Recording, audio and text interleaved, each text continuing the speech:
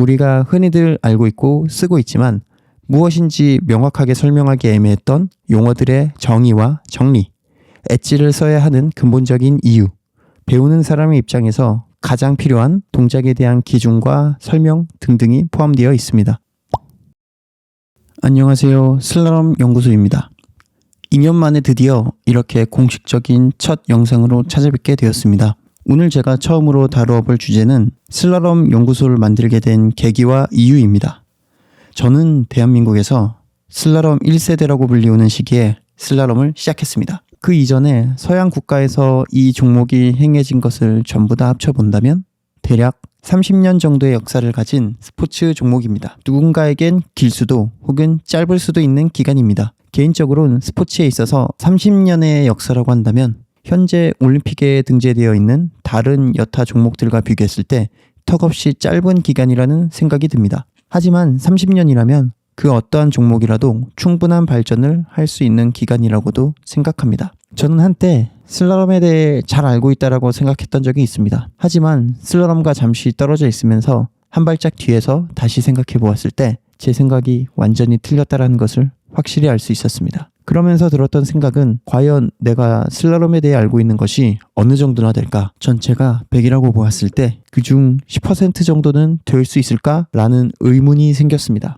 슬라롬이란 종목에 대해서 제가 아는 것만이 전부라고 생각하여 잘 안다라고 생각했던 것은 아니었을지, 혹은 내가 모르는 부분이 있다는 걸 인지하지 못했기 때문에 내가 알고 있던 것이 전부라고 착각한 것은 아닐지 다시 한번 생각해보게 되었습니다. 대부분의 실기 분야에는 이론과 실제라는 것이 존재합니다. 저는 슬라롬에도 당연히 이론과 실제라는 것이 존재한다고 생각합니다.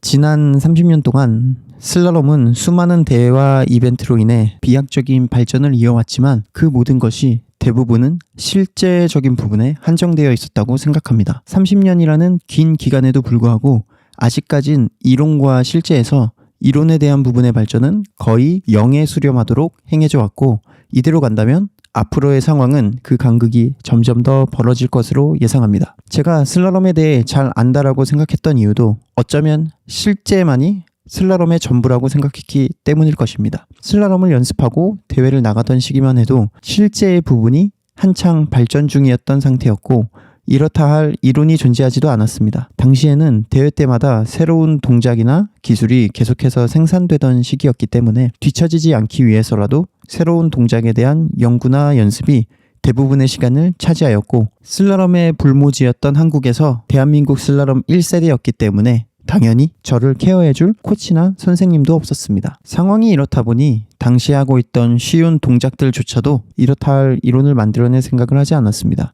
이론에 대한 부분은 실제 현업에서 학생들을 가르치고 계신 코치님들이나 선생님들께 정말 필요하고 중요한 부분입니다. 현재 나와 있는 슬라롬 강좌들도 처음 시작하시는 분들에겐 아주 큰 도움이 될 만한 자료라고 생각합니다. 하지만 원리에 근거한 이론적 설명이 아닌 명확한 기준이 없는 상태의 강좌 영상들, 흔히들 말하는 꿀팁에 지나지 않는 설명들만이 대부분을 차지하고 있는 것도 현실입니다. 누군가를 가르침에 있어서 제가 처음 시작했을 때의 주먹구구식의 티칭 방식은 이제 바뀌어야만 한다고 생각합니다. 저 또한 지금의 실력을 쌓아오기까지 이론보다는 실제에 의존하였기 때문에 현재 이러한 상황이 나타나게 된 것도 이해가 가는 부분입니다. 하지만 저는 지금 이 시점부터라도 그 간극을 줄이려는 노력을 해야만 한다고 생각합니다. 현재 슬라롬이 도달해 있는 실제의 수준까지 이론을 끌고 가야지만 그에 맞게 실제가 조금 더 앞으로 나아갈 수 있는 발판이 마련될 수 있다고 생각합니다. 슬라롬 연구를 통해 궁극적으로 이루고자 하는 것은 언젠가는 실제를 넘어서서 이론만으로도 무언가를 구현해낼 수 있는 환경을 만들어 보고 싶습니다. 아직까진 제가 말하는 주제들이 추상적이라고 생각하실 수도 있습니다.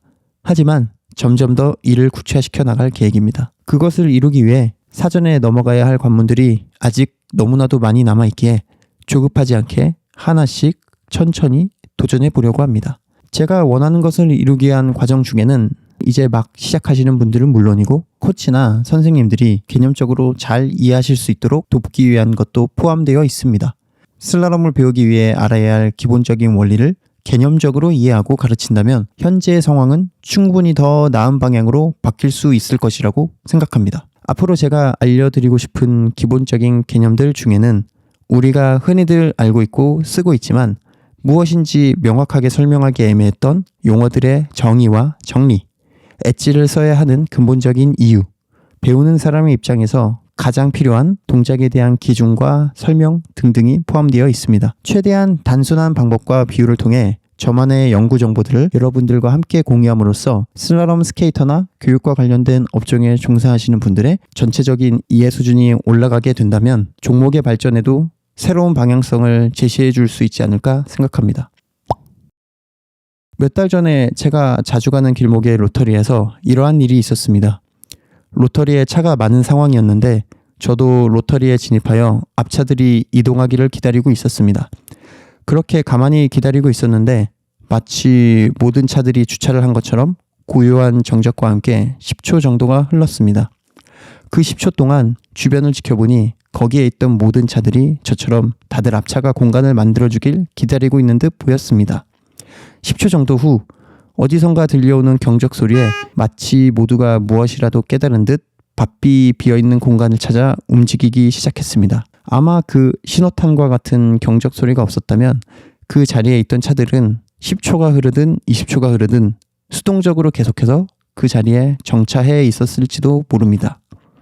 저는 현재까지의 슬랄롬이 로터리에 정차해 있던 차들의 상황과 유사하다고 생각합니다. 제가 만든 이 슬랄롬 연구소 채널이 앞으로의 변화를 가져다줄 신호탄과 같은 역할을 해줄 수 있길 바라면서 이번 주제에 대한 이야기를 마칩니다.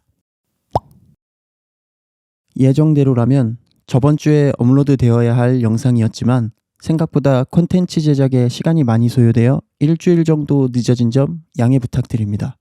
오늘을 기점으로 2주마다 목요일 오후 5시 30분에 하나의 콘텐츠씩 여러분들께 공유해드리고자 합니다. 앞으로도 많은 관심과 응원 부탁드립니다. 지금까지 슬랄롬 연구소였습니다.